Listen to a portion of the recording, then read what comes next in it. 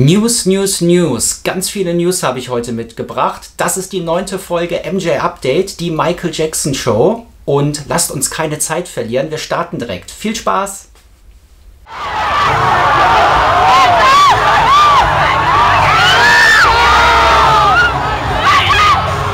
Es gibt was zu feiern, und zwar They Don't Care About Us hat es geschafft. Das Musikvideo hat es auf YouTube auf 1 Milliarde Abrufe geschafft. Und damit ist es der zweite Song von Michael Jackson, der das geschafft hat. Michael Jackson ist der einzige 80er Jahre, also der einzige Künstler des letzten Jahrtausends, der 2 Songs mit über 1 Milliarde Aufrufe auf YouTube geschafft hat. Als erstes war es Billie Jean, das ist ungefähr ein Jahr her. Und jetzt am 23. April hat es They Don't Care About Us geschafft, die 1 Milliarden Grenze zu überspringen. Und damit ist jetzt Billie Jean und They Don't Care About Us die 2 Songs von Michael Jackson, die in 1 Billion Club drin sind. So werden die Videos genannt, die es auf über 1 Milliarden Aufrufe geschafft hat. Damit ist Michael Jackson They Don't Care About Us nicht das, oder auch Billie Jean, nicht die erfolgreichsten oder die meistgestreamten Songs auf YouTube. Das sind ein paar andere. Aber es ist auf jeden Fall ein Riesenerfolg, wenn ein Song oder ein Video auf YouTube über 1 Milliarde Mal aufgerufen wurde. Da bin ich mit meinen Klicks meilenweit von entfernt. Das Besondere wird jetzt sein in den nächsten Wochen und Monaten. Dabei wird es nicht bleiben, denn es gibt noch 3 weitere Michael Jackson Videos, die kurz vor 1 Milliarde Aufrufe stehen. Das ist einmal Beat It, das hatte 940 Millionen Aufrufe. Wir hatten das Thriller Video mit 910 Millionen Aufrufe und Smooth Criminal mit 840 Millionen Aufrufe. Und ja, die werden das wahrscheinlich alle in den nächsten 2-3 Monaten schaffen, auch die 1 Milliarden Grenze zu überspringen. Damit wäre Michael Jackson einer der wenigen Künstler, das muss ich nochmal nachrecherchieren, ob jemand 5 Songs hat, die über 1 Milliarden Mal aufgerufen wurde. Und das ist auf jeden Fall was Besonderes. Michael Jackson steigert somit seine Aufrufzahlen und wird demnächst 5 Songs im 1 Billion Club haben, also 5 Songs, die über 1 Milliarden Mal auf YouTube aufgerufen wurde. Und das ist schon ein besonderes Ereignis. Und da, wenn das passiert, also wenn als nächstes Beat It, wenn Thriller, wenn Smooth Criminal die 1 Milliarden Grenze überspringen werden, werde ich das hier auch ganz bestimmt in den News mitteilen. Das war They Don't Care About Us, 1 Billion. Und jetzt kommt die nächste News, und zwar geht es da um Janet Jackson. Und zwar hat sie gerade am 14. April in Hollywood ihre Together Again Nordamerika-Tour gestartet. Sie spielt dort in großen Arenen, die so 10.000, 12.000, 15.000 Zuschauer füllen, und hat bis jetzt, das sind gerade schon so 8 oder 9 Konzerte gelaufen, alle vor ausverkauftem Haus stattgefunden. Und auf der Setlist steht auch Scream. Das heißt, Michael Jackson und Janet Jackson singen auf ihrer aktuellen Tour zusammen. Michael natürlich vom Band. Eingespielt wird das Scream-Musikvideo mit Michaels Part. Und wenn Janets Part kommt, da spielt sie dann live ihren Part. Ja, das ist auf jeden Fall erwähnenswert, dass auf einer Nordamerika-Tour, einer ausverkauften Nordamerika-Tour, das sind 40 Konzerte, ist Scream Bestandteil der Tour, der Setlist, und somit wird Michaels Legacy, Michaels Erfolg auch dort bespielt und ist präsent in den nordamerikanischen Arenen. Also auf jeden Fall eine positive Meldung, dass Janet Scream mit auf die Setlist genommen hat. Und wo wir gerade bei Janet Jackson sind, letztes Jahr gab es ja die Lifetime-Doku Janet Jackson, 2-teilige Doku, wo Janet auch über den Entstehungsprozess von Scream berichtet hat. Und weil diese Doku über ihr Leben so gut angekommen ist, ist gerade eine weitere Serie über Janet Jackson in der Entwicklung. Und zwar auch von A&E und Lifetime, also die gleichen, die letztes Jahr ihre Doku produziert haben, machen sich jetzt dran an einer längeren Serie, die den Arbeitstitel aktuell hält, Janet Jackson Family First. Und das wird die chronologische Aufarbeitung ihrer Vergangenheit sein. Und Janet Jackson hat auch im Zuge dieser Veröffentlichung, dass es eine neue Serie geben wird, auch mitgeteilt, dass sie sehr berührt darüber war, dass das letztes Jahr so erfolgreich war, dass das so angenommen wurde, ihre erste Doku-Serie.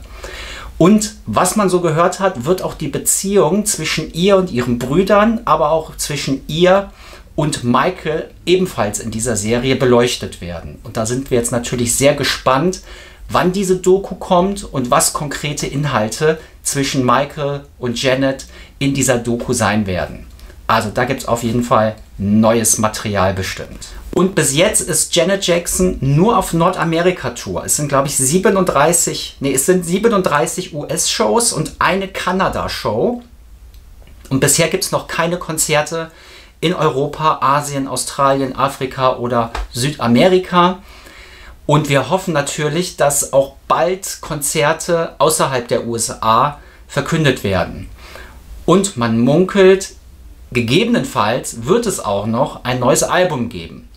Sollte es dazu was Informatives geben, teile ich das hier natürlich auch mit.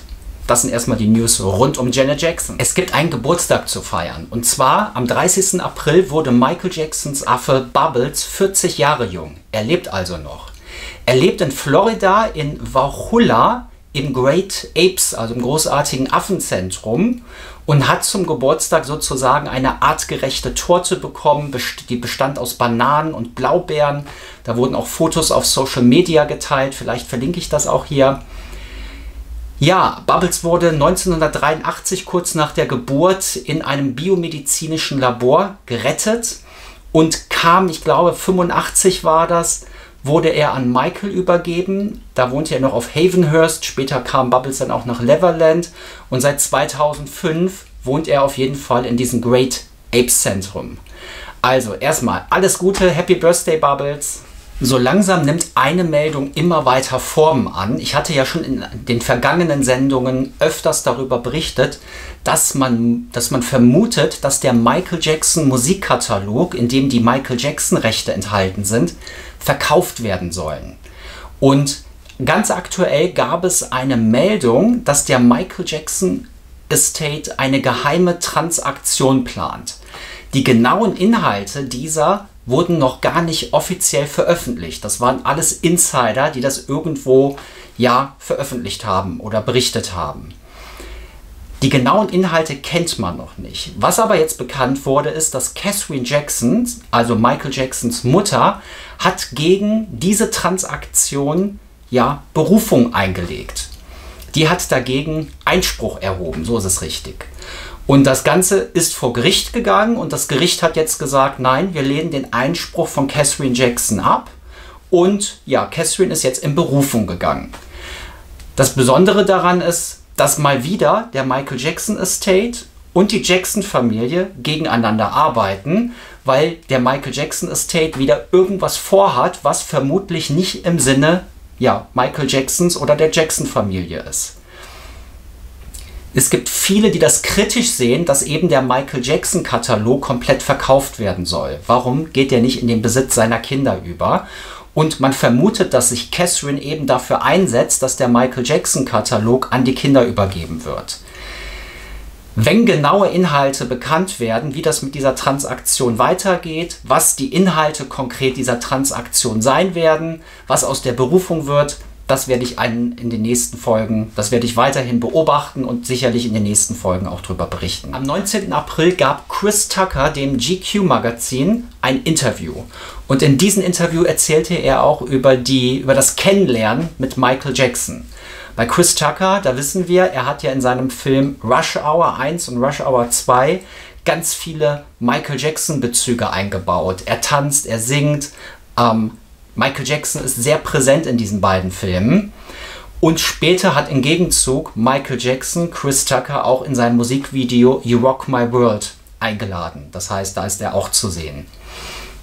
Und Chris Tucker hat jetzt aktuell über seine Freundschaft zu Michael Jackson erzählt Und er hat dort das Kennenlernen thematisiert, weil Chris Tucker wurde angerufen von Michael Jacksons Management. Er wurde eingeladen, ach, komm doch nach New York rüber, Michael ist gerade, der ist bereit, dich zu empfangen.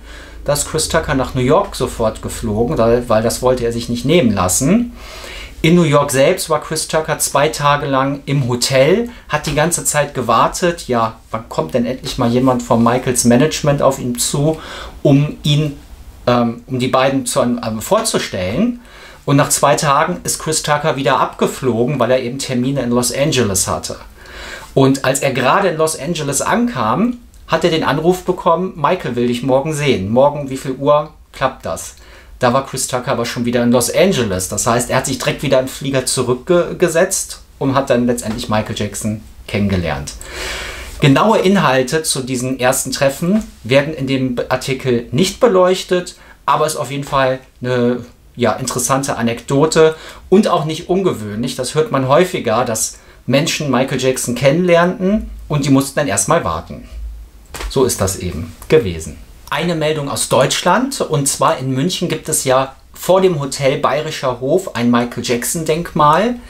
Das ist eigentlich eine Statue zu Ehren, das ist ein Renaissance-Komponisten Orlando Di Lasso, und das Denkmal wurde umhüllt mit Michael Jackson Poster und Fanartikeln und Kerzen und Andenken.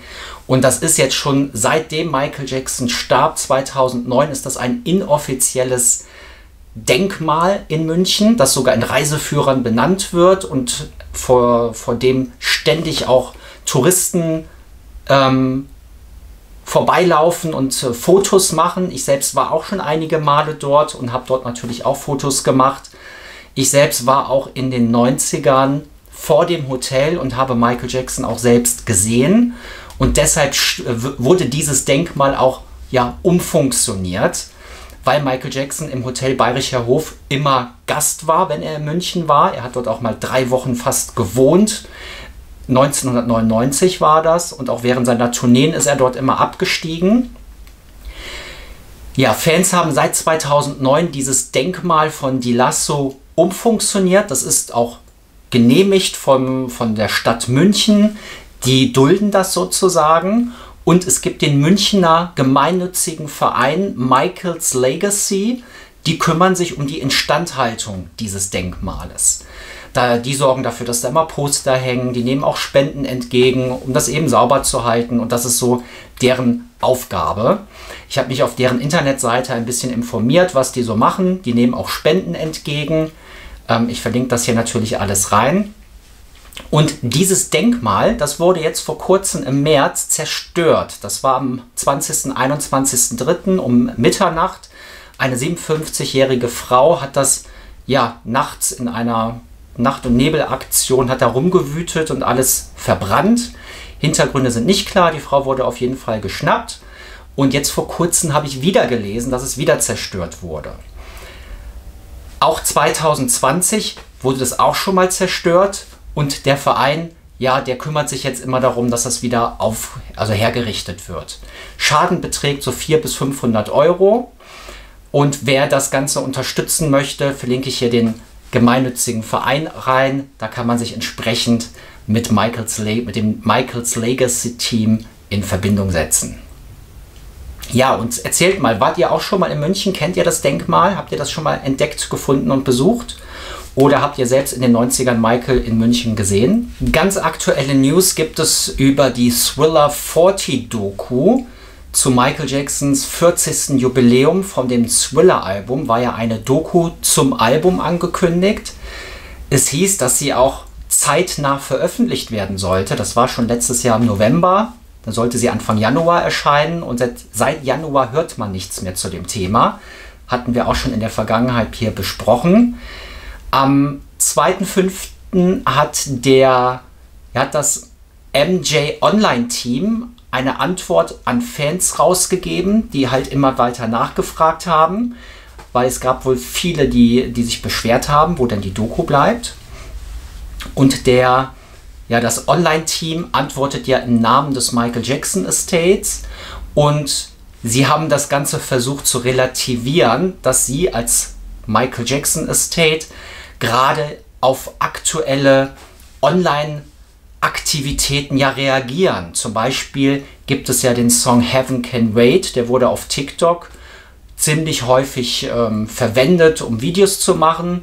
Das Michael Jackson Online-Team sagt, ja, wir haben darauf reagiert, wir haben den Song doch online gestellt, damit eben eine neue Fangeneration sich daran erfreuen kann und Videos machen kann, weil das sind so die Impulse, die der Michael Jackson Estate und das Online-Team versteht, wie sie mit der aktuellen Situation umgehen, was natürlich Fans, die lange Fans sind, nicht wirklich befriedigt, weil wir wollen nicht Heaven Can Wait auf TikTok.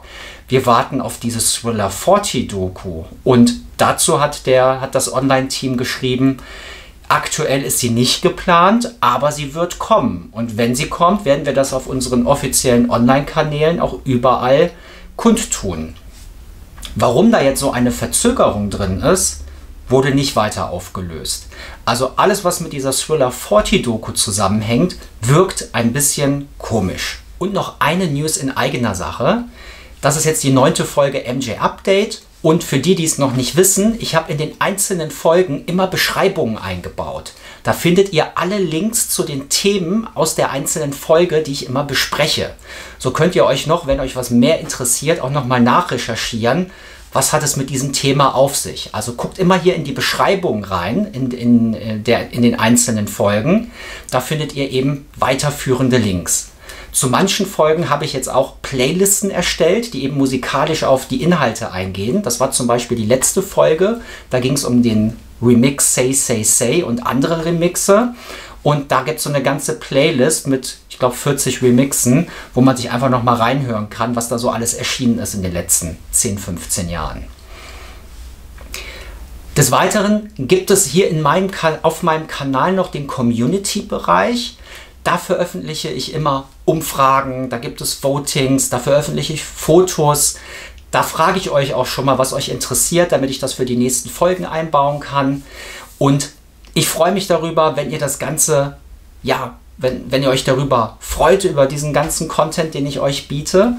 Und ich freue mich darüber, wenn ihr den Kanal liked und wenn ihr die einzelnen Folgen auch liked. Weil so wird das Ganze ein bisschen präsenter und je mehr Likes und Abos die Folgen bekommen, desto mehr Menschen erreicht dieses Format. Und mir macht das sehr viel Spaß, das hier für euch zu machen. Und wir sehen uns wieder mit der 10. Folge. Also, das war's von heute.